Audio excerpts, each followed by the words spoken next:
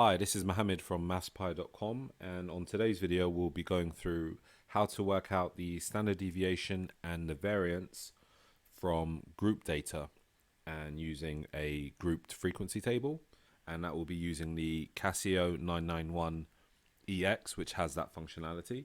So let's go into the example here. So being able to work out the standard deviation, if you get your calculator, we will have a look at the mode that is required there.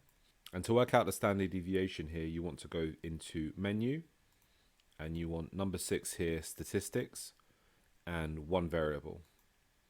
As you can see on here, it's just got one column for X, and you will actually have to enable the frequency column, and that's quite straightforward. You can go into shift menu, go down to statistics, and there's number 3, and then turn frequency on. That should now stay on until the calculator is reset, but if it's not, then just repeat those steps and you'll be able to re-enable it.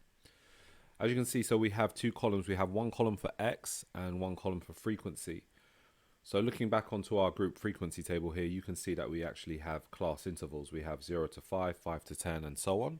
And we actually need the midpoints to use the mode on the calculator. So quite simply, just fill in another column for your midpoints and then work those out.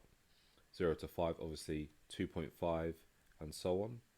7.5 here, 12.5, 20 and 30. And those will be the values that we're going to use on the calculator. So let's get the calculator back up. So we want to fill in the midpoints just as we've written them out. So 2.5, 7.5 and so on. And then come over and go back up to the top. There we go. And then just fill in the frequencies.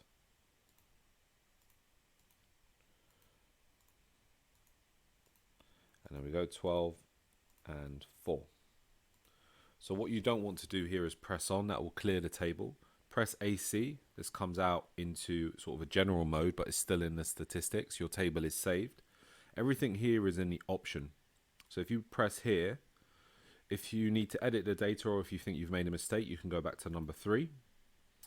Going back into option, what we want is one variable calculation. So let's go through that again. If I clear back here, option. So depending on if you're on the table or if you're out of the table, it will be different. It will be a different number. So here, if you're out of the table, it will be option, and then it will be 2. And everything here that is useful for this table will be listed. You have up here, you have X bar, which will be the mean. You have the sum of X, which is actually the sum of FX.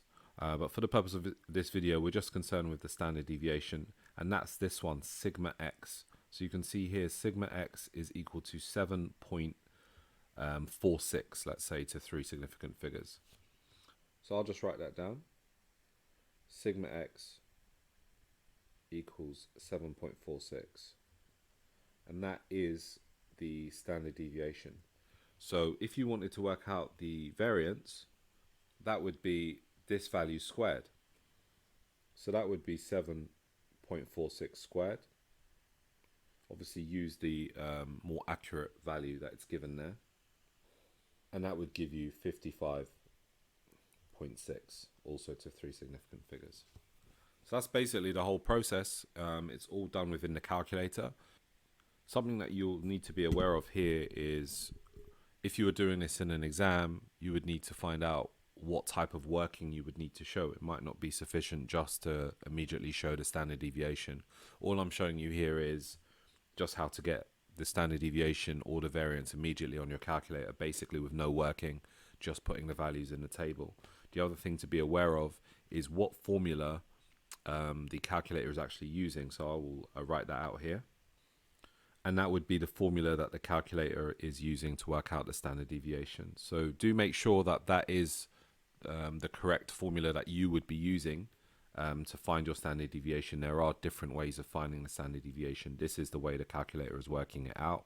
It's doing the sum of fx squared over the sum of f minus the mean squared, all square rooted. So I hope you found that useful. Don't forget to like and subscribe. Thanks for watching and see you on the next video.